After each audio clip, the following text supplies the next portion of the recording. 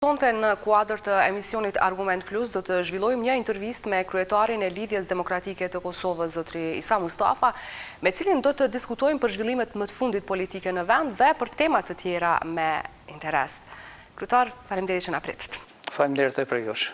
Koalicioni LDK-se, Nisma dhe Lista Serbe janë në pritje të afatit përfundimtar 29 maj të masës së pezullimit të dekretit të presidentit për mandatarin e qeverisë së re. Në anën tjetër kemi edhe një përgjigje të Komisionit të Venecias drejtuar Kurtit se duhet të pritet vendimi i gjykatës kushtetuese. Në fakt, cilat janë pritshmëritë tuaja të vendimit nga ana e gjykatës kushtetuese të Kosovës?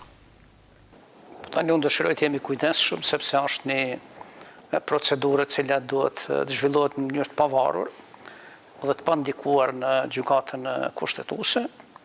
Unë e vlerësoj lartë përgjigjen e Komisionit Venecias, do të thotë në Kurtit se tani duhet përgjigjet vendimi i gjykatës kushtetuese dhe pashtu do të kishte qenë pa drejt që Komisioni i Venecias të ndërhyjë në proces kur gjykata kushtetuese po merret me këtë land. Unë kam besim plot në gjykatën kushtetuese që ata në mënyrë drejt të argumentuar mbi bazë kushtetuese do ta marrin vendimin e tyre dhe ajo që mund të them sot është se ne si Lidhje Demokratike do ta zbatojmë, do ta respektojmë tërësisht vendimin e gjykatës kushtetuese. Natyrisht se ne nuk do të kishim hyrë në këtë proces, po mos të ishim të bindur se procesi është kushtetues dhe epilogu është kushtetues, mirë po mbetet që gjykata ta thotë verdiktin e vet, i cili do të jetë i pranueshëm për gjithë ne. Sot i keni dorëzuar apo është afati i fundit i dorëzimit të komenteve në gjykatën kushtetuese për mandatarin. Çfarë përmbajnë komentet e Lidhjes Demokratike të Kosovës?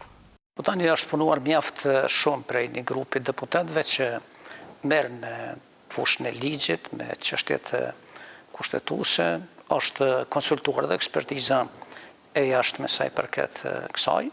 Unë mendoj se janë dhënë argumentet mjaftueshme të cilat e arsyetojnë në këtë proces në pikpamje të kushtetueshmërisë dhe presim që gjykata kushtetuese do të akceptojë këto çfarë ka dhënë grupi ynë, i kanë dhënë deputetët bashkarisht dhe mendoj se do të ketë pashtu edhe komentet subjekteve tjera politike që tani janë pjesë e këtij koalicioni qeverisës, mirë që gjykata kushtetuese ta ketë një horizont më të gjerë të komenteve që ipen për meritat e landës se cila është dorëzuar atje, do të thotë çështja e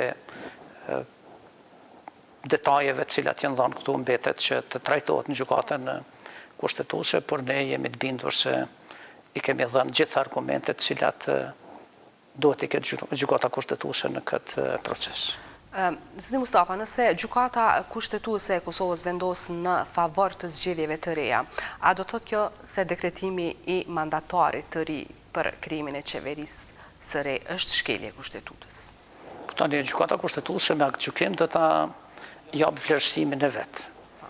Dhe atë vlerësim që jep gjykata kushtetuese, ai vlerësim. Po ju po thoni se jeni të bindur që nuk keni bërë shkelje. Do të vlej, unë jam i bindur që s'kemi bërë dhe po ashtu nuk e pres që do ta kemi një përgjigje të tillë, por megjithatë mbetet çështje e gjykatës kushtetuese që ajo të vendosë, sepse ne po mos të kishim qenë sigurt 100% se procesi është kushtetues, jemi shprehur që nga fillimi se si Lidhje Demokratike do të thotë pa ushterë gjithë rruga kushtetuese, nuk kemi pas vullnet në asnjë rast të hyjmë në një proces të tillë, por kemi vlerësuar se vendi i nevojitet një qeveri e re dhe vlerësoj edhe sot se është domosdoshme dhe se çdo ditë po tregohet e arsyeshme që vendi të ketë një qeveri të re, që kjo situatë është shumë vështirë të menaxhohet me një qeveri në detyrë, e cila çdo ditë bën gabime, e cila dy herë shkeli kushtetutën brenda një muaji ose brenda një muaji e gjysë. Me situatën e pandemisë keni fjalë. Po tash nuk është me rëndësia pandemia, po jo sepse kur është shkruar kushtetuta do të thotë është paraqashë gjitha çështjet që i ndodhen një vend duhet të bëhen edhe të realizohet në suazat të kushtetutës pa i shkel të drejtat e njerit ose pa e bërë ndonjë shkelje tjetër kushtetuese. Zoti Mustafa, mandatimi I hotit javën e kaluar në fund të orarit zyrtar, para një vikendi të gjatë që I paraprinte edhe festa e 1 majit, u pasi tentativ për shmangje nga ndonjë vendim I mundshëm I gjykatës kushtetuese që do ta rrëzonte këtë dekret. Cili është versioni juaj? A ka pas përpjekje të tilla? Po ne jemi munduar maksimalisht që të përmbyllim gjitha bisedat që kemi pas me partnerët tanë. Do thotë që të arrijmë edhe të sigurojmë mbi 61 deputet, cilë do të votonin kandidatin tonë për kryeministër.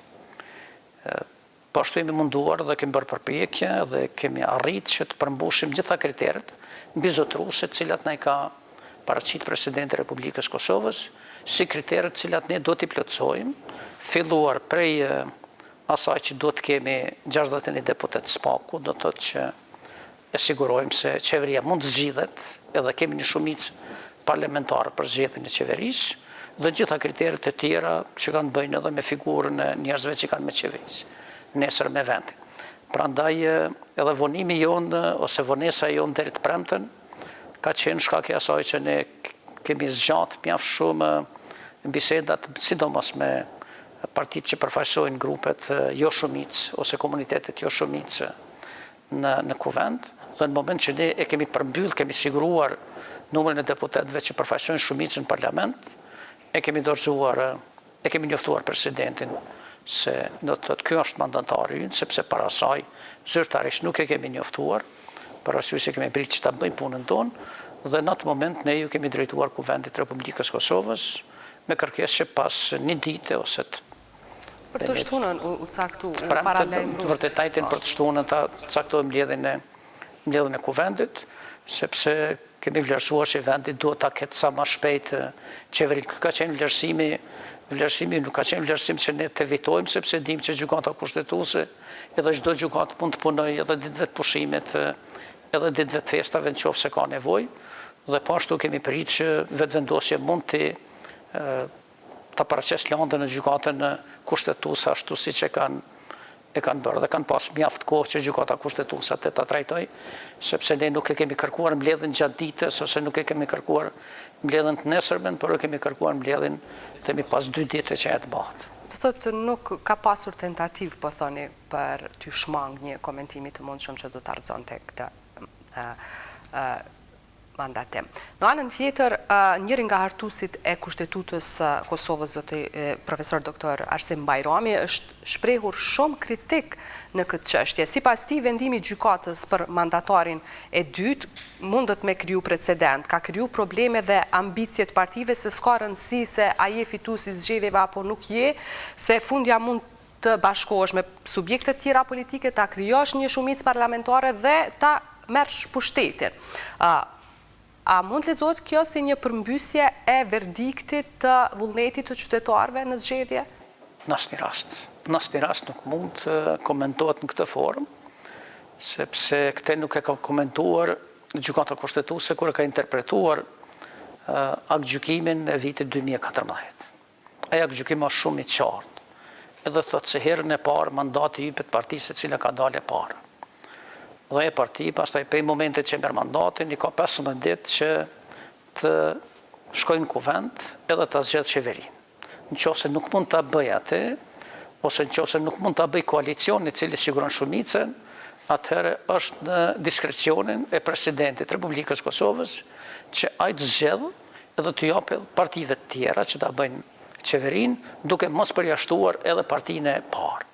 Do të thotë kështu është aktgjykimi I gjykatës kushtetuese dhe thotë se është detyrë e presidentit që të sigurojë që vendi të ketë qeveri në mënyrë që të evitohen zgjedhjet. Prandaj është e qartë që gjykata kushtetuese ka thënë se këtë mund ta bëjë edhe partia e dytë, edhe e treta, edhe e katërta, dhe çdo subjekt tjetër I cili mund ta sigurojë shumicën në kuvend. Kështu ka interpretuar edhe zoti Kurti në vitin 2014. Edhe ju keni pa edhe publikisht se ai ka thonë do të thotë që ai që deli parë nuk është mret. Nuk është ai sovrani I cili do të thotë se mund të lëshoj rrugë askujt. Unë kam qenë në Bruksel kur ka qenë rasti I Maqedonisë, si vëmëros DPMN, e cila pa dalë partia e parë, dhe pastaj nuk mund ta bënte qeverinë sepse si bashkohej askush, dhe ka qenë intervenimi i njerëzve ose i liderëve më të fortë Bashkimit Evropian, që kërkush nuk mund ta bllokojë procesin e formimit të qeverisë në Maqedoni atëherë, por nëse i pare s'mund ta bëjë, atëherë duhet të lëshoj PN në mënyrë që ta bëj i dytë, ndryshe ne nuk do ta keshim këtë qeveri që ka qenë deri më tani në Maqedoni, po do të mos ta bllokonte i pari. Dhe kjo po e merrni Maqedoninë si model, po në anën tjetër zoti Kurti nuk dorëzoi emër për mandatar të dy duke prit apo duke shfrytzuar atë vakumin kohor që nuk e përcakton kushtetuta fakt se kur duhet ti përgjigjet presidentit. Dhe kjo a mund të shihet si një shkelje e kushtetutës, duke pas parasysh afatin kohor të përgjigjes. Po tani askush nuk mund ta shfrytëzoj një afat kohor pa kufi. Sepse megjithatë duhet të ekzistojë një kufi që partia që ka dalë para të reflektoj edhe ta jap kandidatin për kryeministër. Vetë fakti që partia parë abstenon ose në një formë heqdor për ta dorëzuar mandatarin, flet se ajo parti nuk është interesuar që ta bëjë pastaj qeveri. Do të thotë kjo është këndvështrimi im. Këtë këndvështrim, vërtet gjykata kushtetuese mund të ketë këndvështrimin e vetë mirë, po askon nuk është thonë në aktgjykimin e vitit 2014 se partia që ka dalë para pa kufi mund ta shfrytëzojë periudhën derisa ta merr mandatin edhe mos ta themeloj qeverinë, sepse nuk mund të mbetet vendi me qeveritë në detyrë ose vendi pa qeveri, themi, kur edhe në rastin e parë më herë pas zgjedhjeve partia parë abstenon ose e prolongon situatën ta merr mandatin. Prandaj në këtë aspekt një përgjigje tani duhet ta jap gjykata kushtetuese, sepse edhe kjo përgjigje pastaj ndihmon për praktikën e ardhshme me cilën ne do të ballafaqohemi. Tash mund të them se është një parti e cila ka dalë para në këto zgjedhje, me një deputet më shumë se sa që kemi dalë. Ne është vetëvendosja, mirë po ashtu duhet ta kemi parasysh që votat në kuvend do të jenë votat njëjta si për partinë e parë, si për partitë e tjera, do të thotë nuk janë votat me vlerë më të lartë të vetëvendosjes se sa që janë votat për LDK-n, për AK-n, për PDK-n, për nismën, për minoritetet, sepse edhe ata me shumë pak vota e kanë cilësinë e deputetit si që ka në çdo deputet tjetër. Prandaj në këtë aspekt për jetën parlamentare, për një shtet parlamentar, është me rëndësi shumica parlamentare. Dhe kjo shumicë parlamentare bëhet në mënyrë që vendi ta ketë një qeveri. Po atë nëse qytetarët e vullosin, fitusin dhe vullosin se kush do të shkoj në opozit, në këtë mënyrë apo legalizohet të shprehim kështu kontrabandimi i rezultatit zgjedhor me krimin e shumicave parlamentare? Qytetari nuk vendos se kush do ta qeverisë vendin. Vendos vota e qytetarit? Vota e qytetarit vendos për deputetet. Vendos për deputetet. Edhe vendos se cila parti do të ketë më shumë deputet edhe cila parti do të ketë më pak deputet. Por qytetari nuk vendos se kush do ta qeverisë vend. Sepse në zgjedhjet e përgjithshme. Atë është qëllimi i zgjedhjeve. Në zgjedhjet e përgjithshme nuk votohet për qeveri. Ku është rëndësia e fituesit? Në zgjedhjet e përgjithshme nuk votohet për qeveri. Në zgjedhjet e përgjithshme votohet për parlamentin, për kuvendin e Republikës Kosovës, sepse zgjedhjet nuk bëhen për qeveri, por për kuvend. E pastaj kuvendi e zgjedh qeverinë.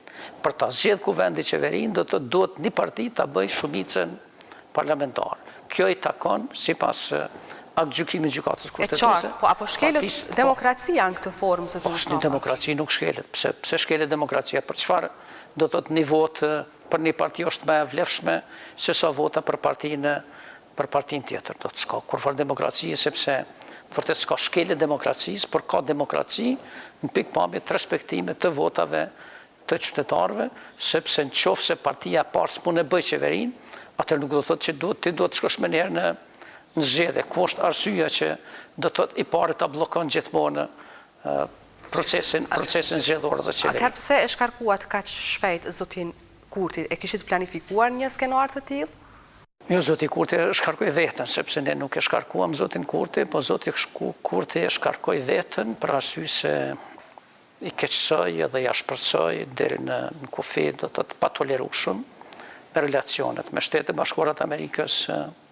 Kishim problem edhe me relacionet me Bashkimin Evropian, kishim problemet mosmarrëveshjeve të brendshme, edhe të shkeljes marrëveshjes për bashkëqeverisje mes lëvizjeve vetëvendosje dhe LDK-s, dhe ai që do të thotë është i pari në një koalicion qeverisës, ai do të ketë kujdes edhe për partnerin e qeverisës, por edhe për politikat e qeverisë, nëse ai ka menduar se mund të do të veproj pa asnjë kontroll dhe pa asnjë marrëveshje ndaj ministrave tonë dhe mund të keqësoj edhe të përkeqësoj edhe matutje relacionet me SBA-t në mënyrë që ne të kemi pastaj sankcione edhe të tjera të Shteteve të Bashkuara të Amerikës, ka gabuar sepse ne jemi një parti e cila është institucionale, e cila ka një përvojë gjatë qeverisjes, e cila ka një program dhe një traditë bashkëpunimit edhe me Shtetet Bashkuara të Amerikës edhe me partnerët tjerë strategjik, prandaj në asnjë moment ne nuk dëshirojmë të kemi një partneritet me dikën që sillet ashtu. Po ju keni ditë paraprakisht qasjen e lëvizjes dhe vendosjes të krejut të kësaj partie, Albin Kurti? Ne kemi ditë, mirë po kur e bën marrëveshjen, atëherë do të mos sjellë sipas marrëveshjes.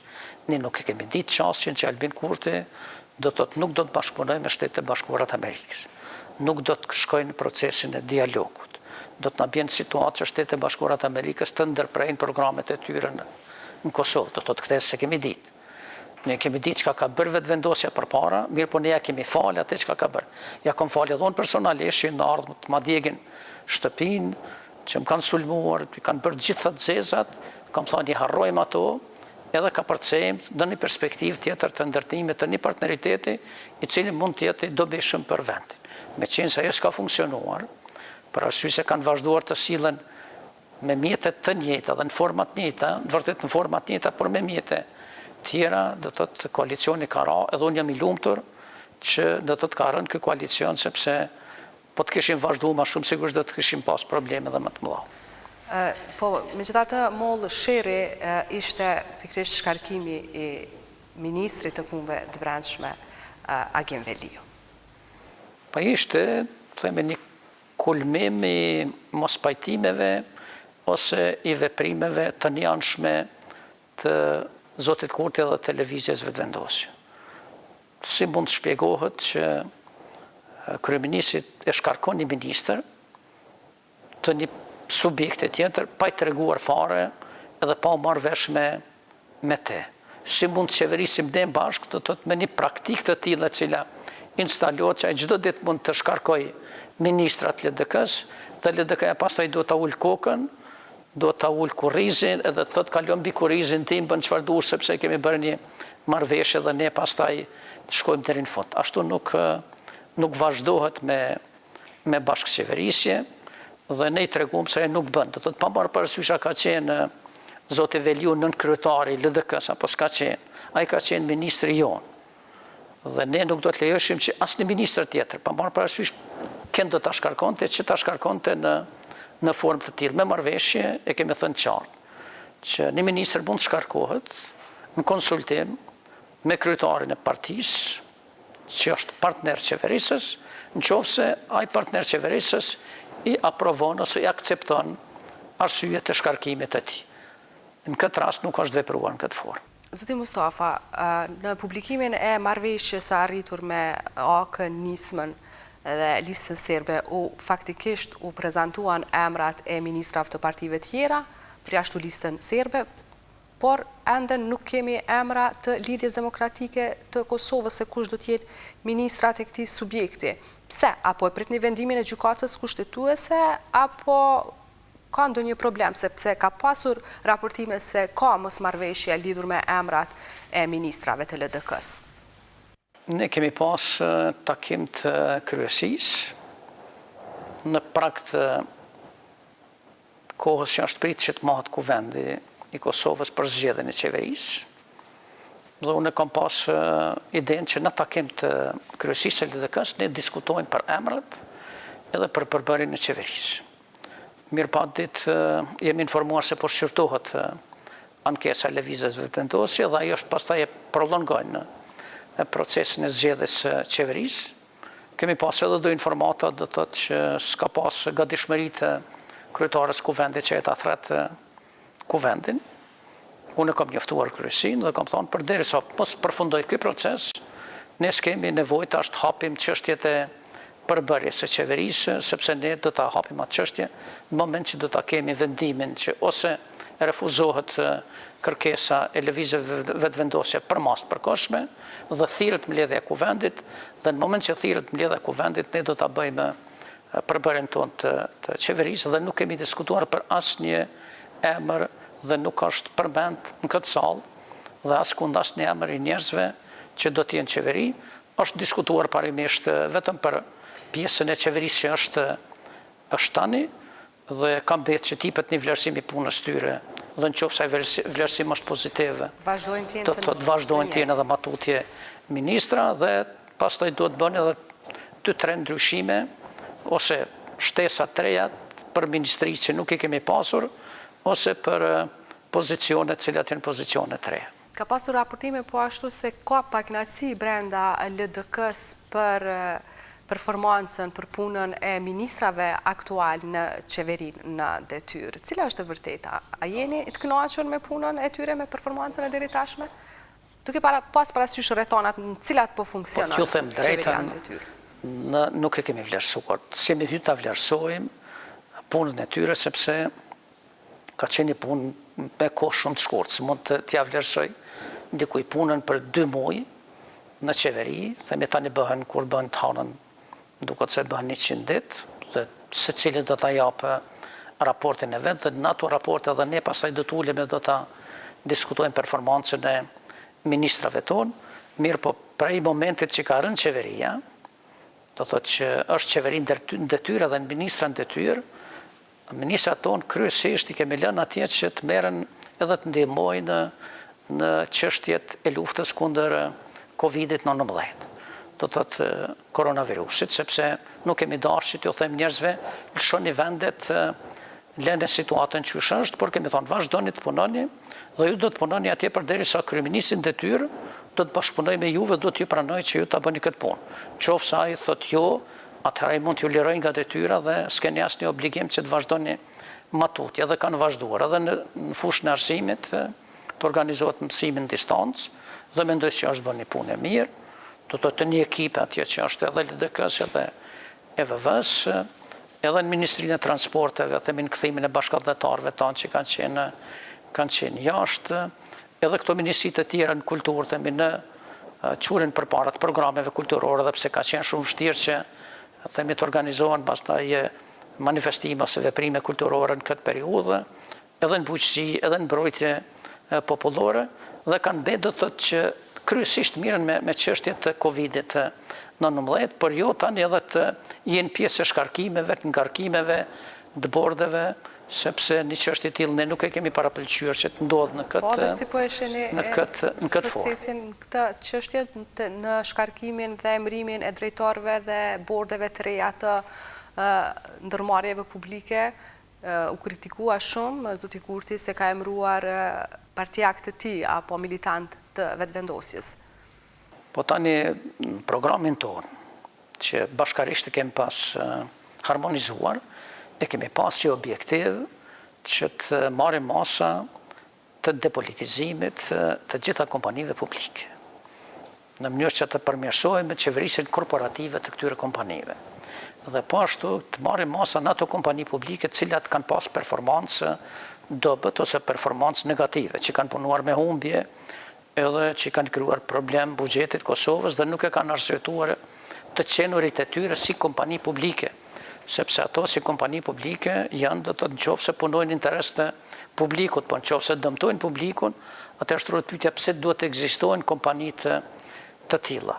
Dhe unë edhe sa kemi qenë bashkë, i kam thënë atëherë kryeministrit Kurti që disa veprime do të jenë të arsyeshme, sepse disa borde nuk meritojnë të jenë ato që janë, mirë po vetëm do të pasur kujdes do të në ligjshmërinë që të zbatohet procesi ligjor i shkarkimit të tyre dhe emërimit në mënyrë që tek emërimet mos kemi emërime arbitrare ose emërime politike ashtu siç vazhdoi të bëjë vetëvendosje ose zoti Kurti. Do të ato janë dëmshme sepse nuk krijojnë zgjidhje. Çka të bëhet tani? Vjen një qeveri tjetër, ajo qeveri që vjen pastaj do të shkarkojë këto borde që janë vendosur. Dhe ne duke të stabilizojmë situatën në kompani publike, duke shkarkuar e duke ngarkuar borde atje në mënyrë të kontestueshme ligjore, mbi bazat të njerëzve me performanca ose me orientime politike, por duhet të kemi bazë profesionale. Tash unë, kur e them këte, mendoj që edhe ne, në një formë, kur e kemi zgjedhur përpara, dhe unë se kam qenë qeveri, do të thotë edhe ne kemi pas një orientim që njerëzit i bim mbi baza, jo vetëm mbi baza profesionale, por edhe mbi baza politike. Dhe pastaj jemi zotuar që do ta eliminojmë atë praktikë që mos të bijmë njerëzit me prapavi politike dhe me bazë politike, sepse është vështirë pastaj të krijojsh stabilitet edhe kontinuitet të menaxhimit të këtyre kompanive.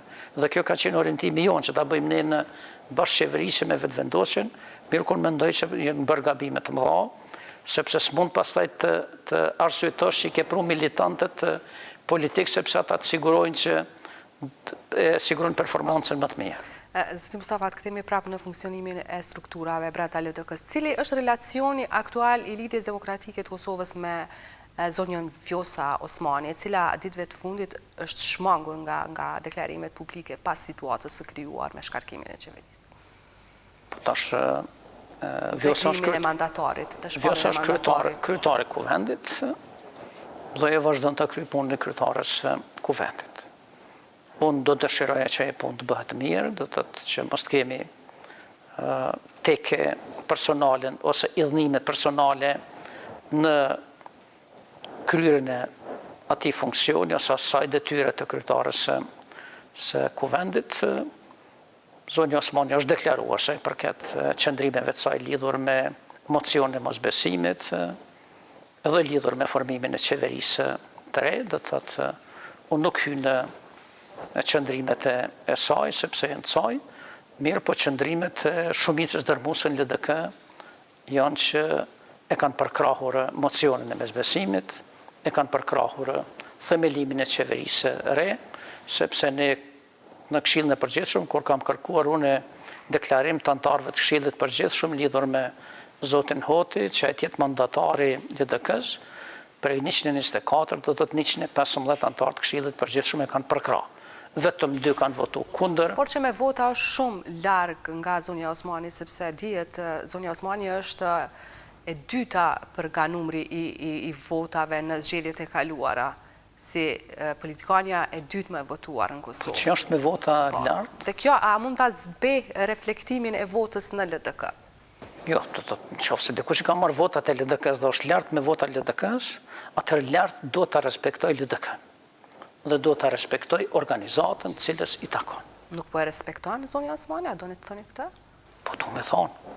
Po them sepse vetë fakti që ajo ka dalë kundër mocionit mosbesimit, për cilin ka qenë shumica dërmuese në LDK, dhe ka dalë kundër formimit qeverisë së LDK-s në kryme njerëzun e LDK-s, do të thotë është mos respekt ndaj LDK-s dhe organizatës vetë, prandaj nuk është vota që ty t'jap fuqi që ti mos ta respektojsh partinë tonë, por është vota që t'jap fuqin, do të thotë që ta qojsh përpara edhe partinë tonë duke e respektuar. Mirë, po ato janë çështje të cilat ne do t'i diskutojmë brenda, sepse këtu nuk ka votë private. Vota, cilën e ka marrë edhe zonja Osmani, edhe deputetët e tjerë, janë votat LDK-s.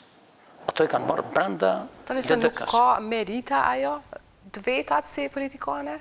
Po, sigurisht ka merita, mirë po, për ato merita duhet prap ato merita t'i ndaj me Lidhjen Demokratike të Kosovës, sepse nuk është pa merita, sepse vetë fakti që ne kemi mërri gati të dalim partije parë, do të për një deputet. Vetëm zonja Osmani ka mbi 170.000 vota. Ato janë votat LDK-s, nuk janë votat, do të thotë, ato 170.000 e 205.000 do të thotë janë votat të LDK-s, cilat janë marrë nga njerëzit që i përkrahin Lidhjen Demokratike të Kosovës. Po atëherë pse nuk po aty një numër të përafërt të votave edhe zoti Hotit, të cilin ju e keni mandatuar, po synoni ta bëni kryeministër. Po një kryeministër nuk e bojnë bazë të votave. Asnjë vend nuk bëhet kryeministër mbi bazën e votave, sepse ne kemi mund ta marrim një profesionist tjetër, cili nuk ka qenë fare në zgjedhje, edhe s'ka qenë listën, unë kam ujtë hy vetë, edhe pse s'kam qenë pjesë e listës, kam mund vetë them, unë, sepse mund kanë lutë gjitha kryesia, do të bërit ti kandidat për kryeministër. Edhe unë kam mujtë të hy edhe të bëhem kandidat. Edhe pse s'kam qenë pjesë, sepse jam kryetari i LDK-s. Edhe hoti është antari kryesisë e LDK-s. Është deputet i Kuvendit të Republikës Kosovës.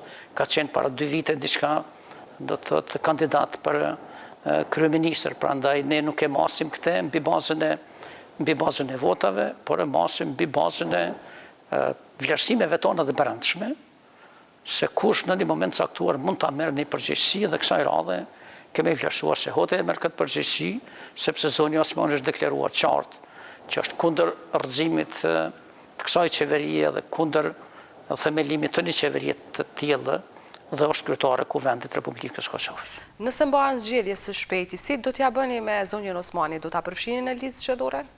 Po ato i diskutojmë në momentin që e bëjmë listën, sepse sot nuk merremi fare me zonjën Osmani. Kemi çështje shumë të rëndësishme për LDK-n, ato çështje pastaj i diskutojmë brenda dhe veprojmë ashtu siç edhe zonja Osmani edhe shumica vlerësore.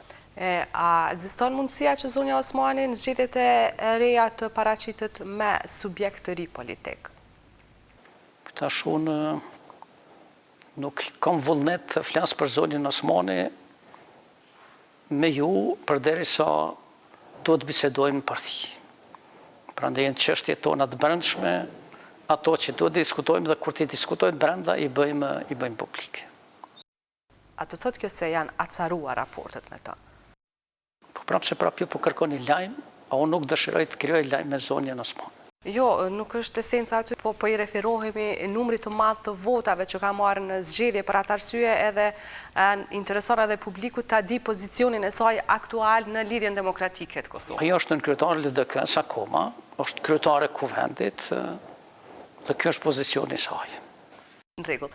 Çka do të bëni me listën serbe? Nuk dihet ende se cilat ministri do t'i udhëheq nëse veç arrini ta krijoni qeverinë e re pas vendimit të gjykatës. Po me listën serbe kemi bërë marrëveshje, një marrëveshje siç e kemi bërë me subjektet e tjera politike. Do të merremi vesh para se të matë mbledhja e Kuvendit, do të merremi vesh se cilat ministria do të kenë. Ata kryesisht do të kanë pas gjithmonë ministrinë e kthimit, e komuniteteve të kthimit, dhe do të shihet se cila ministri tjetër mund t'ju takoj atyre. Dhe po ashtu është marrëveshje që themi një prej ministrave do të jetë edhe zavendës kryeministri i qeverisë Republikës Kosovës.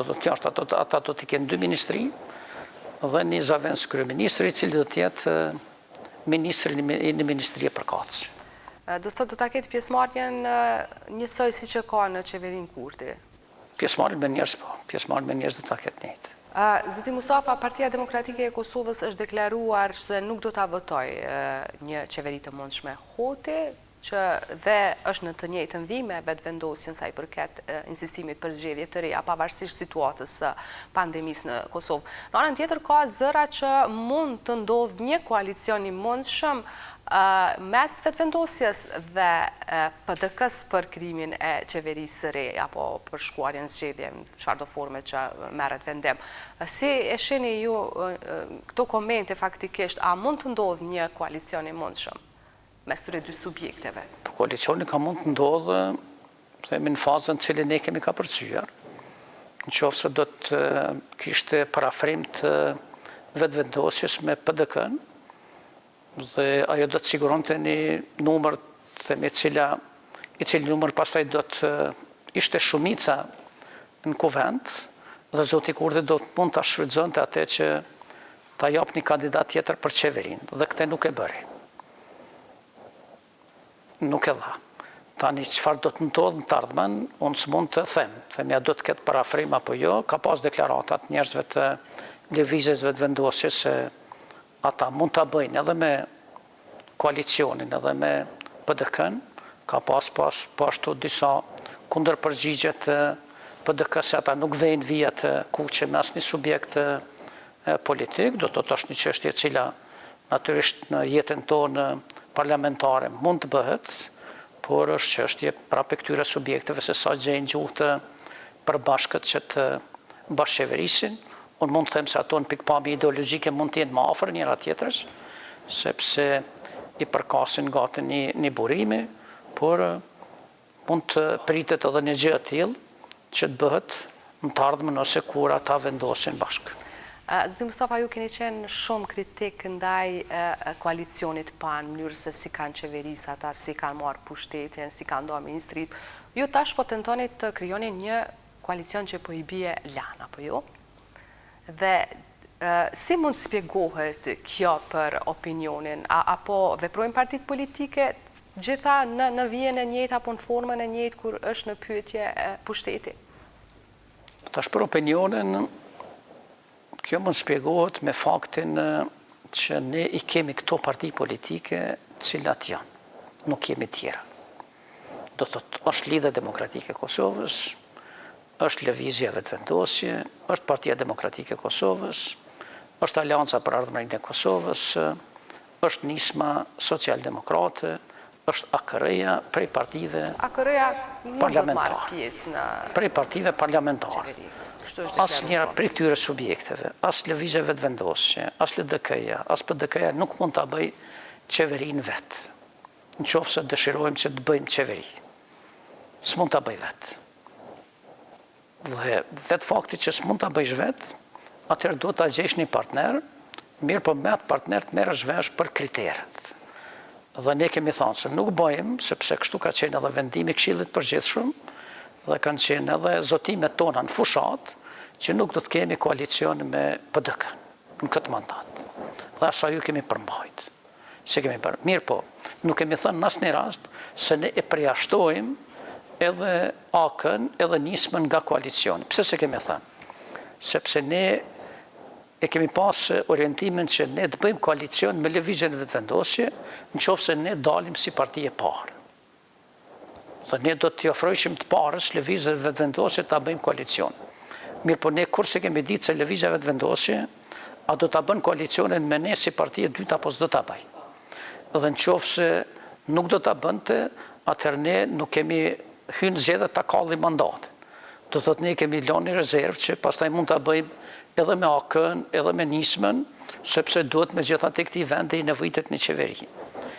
Dhe për këtë arsye edhe tani e kemi një orientim të tillë, dhe ky orientim të çon faktin që ne kemi përcaktuar kritere dhe kemi thënë që asnjë prej ministrave nuk mund të jetë aty nëse është ka aktakuzë ose nëse ka probleme ligjin ose nëse ka proces gjyqësor, sepse duhet kemi figura të pastra. Po janë disa, të paktën 2 që kanë pas probleme me ligjin brenda këtij koalicioni. Ato duhet vlerësohen tani sepse ne nuk e kemi kryer këtë proces, duhet vlerësohen, ne kemi biseduar bashkarisht, që ai duhet vlerësohet dhe çdo njeri që ka probleme ligji nuk mund të jetë në qeveri dhe çdo njeri që nesër mund me pas probleme ligjin, mund të thirret në gjykatë ose mund ngrihet aktakuzë, e kemi nënshkruar marrëveshjen me partnerët që mundet kryeministri ata të shkarkojë, do thotë pa asnjë procedurë, pa pyet fare partnerin e koalicionit, sepse një kandidat i tillë nuk mund të jetë ministri ardhshëm. Do thotë kjo është. Po ju po thoni vazhdimisht kështu, po prapë ndodhe kundërta zoti Mustafa. Mos i përmendim tash me emra, është ish ministri i tregtisë që prapë synon ta marrë këtë ministri apo është caktuar ta marrë ministrinë e tregtisë. Po nuk e di që është caktuar. Ose di që është caktuar, do të thotë janë. Ka shpallë ndrit Shalën si ministër të mundshëm të Ministrisë së Tregtisë dhe Industrisë, i cili dihet që ka pas probleme me. Por ne do të thotë kam betë që të diskutojmë sepse në pikpamje të emrave ne nuk do të pajtohemi që askush tjetër në qeveri do të thotë i cili ka pas probleme me ligjin, prandaj tani vetëm mund të paragjykojmë, sepse në moment që vihet lista e emrave, neve nuk na kanë pru emra asnjë subjekt politik. Janë deklaruar publikisht. Që kanë dalë publikisht, është punë tjetër. Edhe neve ne kanë qitë publikisht lloj-lloj emrash qeverisë, por në asnjë rast ne jemi ulë dhe ta bëjmë një listë e cila është listë zyrtare LDK-s. Dhe ju nuk keni publiku deri tash asgjë. A pritni në fakt që të bëhet qeveria Hotit? Cilat janë pritshmëritë reale?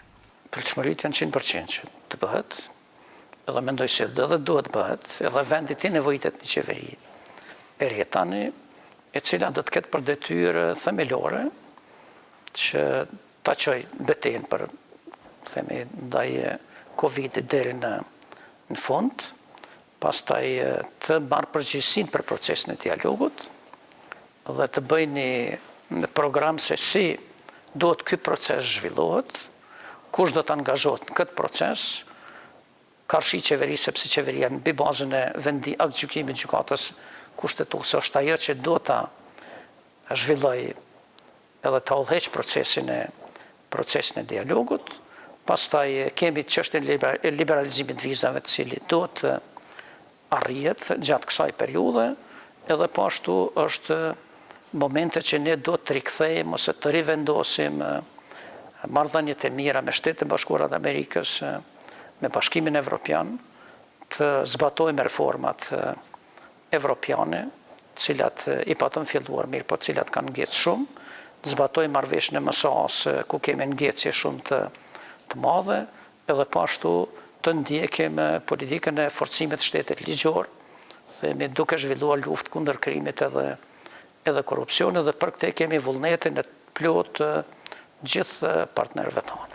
Zoti Mustafa, kur jemi te dialogu me Serbinë, tash përfaqësuesi për politika të jashtme të BE-s, Joseph Borrell, doli me një deklaratë e cila ngjalli zemrim të madh në Kosovë. Ai tha se BE-ja nuk e përjashton mbështetjen e një marrëveshje që parasheh edhe ndryshimin e kufive, nëse palët merren vesh.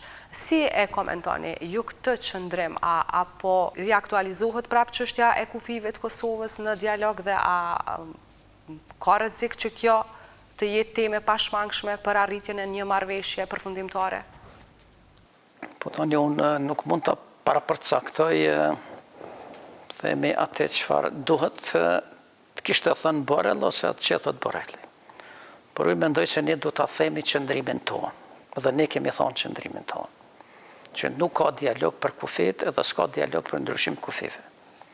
Dhe ne Borrellit do t'ja bëjmë qartë në moment që zgjidhet qeveria, se ne edhe nuk shkojmë në Bruksel për dialogu, në qoftë se Brukseli pret që mund diskutohet çështja e kufive edhe çështja e shkëmbimit të territorit. Do thotë një dialog tillë ne nuk e bëjmë. Nuk shkoni fare nëse pritet të shtrohet kjo temë? Unë si kryetari i LDK-s nesër do të insistoj që në moment që dikush në Bruksel e hap çështjen e dialogut kufive ose të shkëmbimit territorëve, që LDK-t mos jetë atje. Edhe që qeveria LDK-s të mos jetë as në Bruksel e as në një vend tjetër. Sepse ne me këtë nuk bëjmë dialog për njohjen reciproke me Serbinë, por nëse flasim për ndryshimin e kufive edhe të shkëmbimin e territorëve, ne hapim dialogun për deklaratën e shpalljes pavarësisë. Sepse ne kemi shpallur pavarësinë e vendit tonë në këta kufi. Edhe në këta kufi e kemi opinionin pozitiv në gjykatës ndërkombëtare të drejtësisë.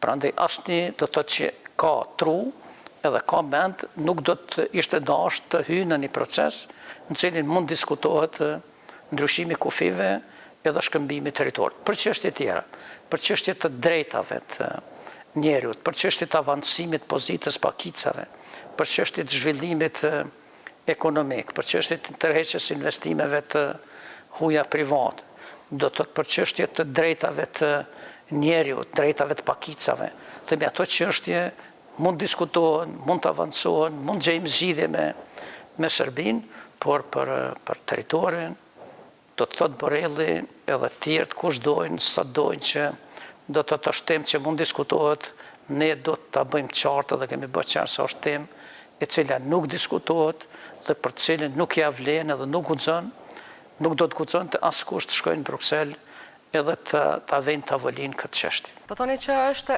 ekskluzivisht në dorën e palës kosovare, në përgjithësinë tonë çështja e kufive, edhe nuk ka rrezik për një ndikim të jashtëm në këtë temë. Po qërë edhe në qofë se ka rrezik, sepse ne s'mund ta dimë se kush me çfarë qëllime vjen tërez atje, por në qofë se ka rrezik, ne duhet ta evitojmë këtë rrezik. S'duhet bëhemi pjesë e këtij risku, e këtij rreziku. Do të evitojmë, sepse mund të themi që se bëjmë këtë punë, ose edhe ne shpikim një tarifë si zoti Haradinaj që e bëri, për të nale procesin, sepse s'mund të zhvillojmë këtë proces në këtë në këtë formë. Ne jemi shprehur që ne do të hekim tarifat, do të shtyjmë reciprocitetin, që ai të zbatohet mbi baza ligjore, jo mbi baza të vendimeve politike, në mënyrë që të hapet rruga për dialogun, mirë po ne s'kemi thënë që ne do ta pranojmë çdo dialog, edhe ne do të ulemi dhe të bisedojmë për çfarë don kush, sepse një gjë e tillë zguxon të bëhet, sepse disa çështje ne i kemi përmbyll, çështjen e sovranitetit, çështjen e integritetit territorial, çështjet e kufive, do të jenë çështje që ne kemi mbyll me shpalljen e pavarësisë të Kosovës dhe ato çështje s'hapen. A ekziston një mosguxim për rifillimin e procesit të dialogut duke pas parasysh këto rrethana? Unë mendoj se ne do të jemi të guximshëm, ne do të ulemi në tavolinë dhe ne do të tregojmë qartë se për çfarë ne mund të bisedojmë edhe për çfarë ne s'bisedojmë edhe nuk pranojmë që të zhvillojmë dialog. Unë mund të them këtu se ne kemi pas porosinë e qartë nga ambasadori Grenell, do të thotë që është përfaqësuesi i presidentit Trump, se Kosova e ka drejtën e plot të vetos për çështjet që Kosova nuk dëshiron të dialogoj. Dhe për këtë arsye dhe kemi pas edhe kemi besim në këtë proces Shtetet e Bashkuara të Amerikës. Unë nuk kam pritë që zoti Borrell si përfaqësues i lartë i Bashkimit Evropian tani do del me një deklaratë të tillë. Ai nuk e ka përcaktuar me këte, themi, kornizat e dialogut, e ka lënë çështjet të hapur, por ne kemi një qëndrim edhe kemi pas një qëndrim qartë gjermanistë, kancelarës Merkel kundër ndryshimit kufive, jemi pajtuar plotësisht me ta, do të pajtohemi plotësisht me ta edhe në të ardhmen, edhe do të kërkojmë edhe ndihmën e tyre, edhe të kancelarës, edhe Gjermanisë, edhe të vendeve tjera, në mënyrë që dialogu të mos jetë rezultat, ose të mos jap një rezultat i cili do ta destabilizojë këtë pjesë të regionit, por që ta stabilizojë. Në ndëgjova dhe sot një deklaratë e cila ishte shumë korekte e përfaqësuesës që është zonës Viole në Parlamentin Evropian, do të thotë e cila kundërshton fuqishëm këtë proces, dhe unë mendoj se këto janë zëra të mirë do të thotë që shkojnë në dobi të vendit tonë. Të besimi më i madh sigurisht është në Shtetet e Bashkuara të Amerikës, se nuk do të ketë marrëveshje pa shërbëtar, se do të jetë faktor vendimtar në këtë çështje. Unë besoj edhe në Gjermaninë shumë, sepse ka pas një qëndrim shumë qartë, edhe jo vetëm kancelare, por kanë pas qartë edhe deputetët CDU-s dhe CSU-s, cilët kanë qenë këtu tek ne, do të thotë na i kanë thonë disa herë, edhe ne jemi zotuar se si LDK nuk do të lëvizim nga kjo, sepse jemi parti si motra me CDU-n, Partitë Popullore Evropiane, dhe pashtu edhe në Shtetet e Bashkuara të Amerikës. Mirë, po ne do të kemi parasysh një gjë që ky dialog nuk mund të zhvillohet vetëm me njërin ose vetëm me palën tjetër.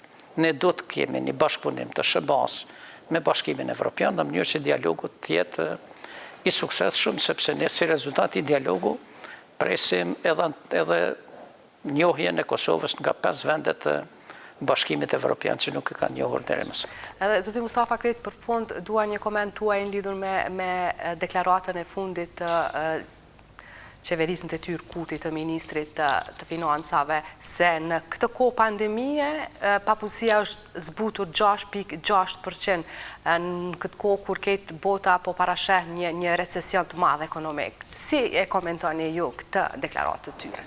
Pa si teori, në qoftë se mund të me zhvillu zoti Bislimi, do të mendoj se do të fiton të çmimin Nobel. Në qoftë se ai mund të shtjelloj edhe të arsyetoj këtë, themi, si teori ekonomike. Nuk ka ndodhur askund, s'mund me ndodhur tek ne. Diku i kanë përzik telat zotit Bislimi, sepse ai do të preqë e njoh prej që kemi filluar bisedat për koalicione, kemi bërë marrëveshjen, gjithmonë është ardhur me disa të dhëna, disa shënime që është munduar ta ngrisë lart vetëvendosin edhe vetveten, mirë po unë mendoj se është një gabim, do të thotë një interpretim i gabuar, duhet ta cilësoj ndryshe, është për konsum të përkohshëm politik, por as Kosova as një vend tjetër nuk ka arritë që të arrit punësime, sepse nuk mund të rritet punësime kur njerëzit s'punojnë. Mund cilësohet si e qëllimshme për përfitim politik? Po, sigurisht po, mirë po është e gabueshme sepse nuk mund të përfitohet politikisht, themi me një konstatim cilin bashkërkush si e pranon. Unë s'kam pa asnjë njeri ose asnjë koment, asnjë analizë që deri më sot ka thonë që do të thotë doli e saktë ajo që Zoti Bislimi e tha.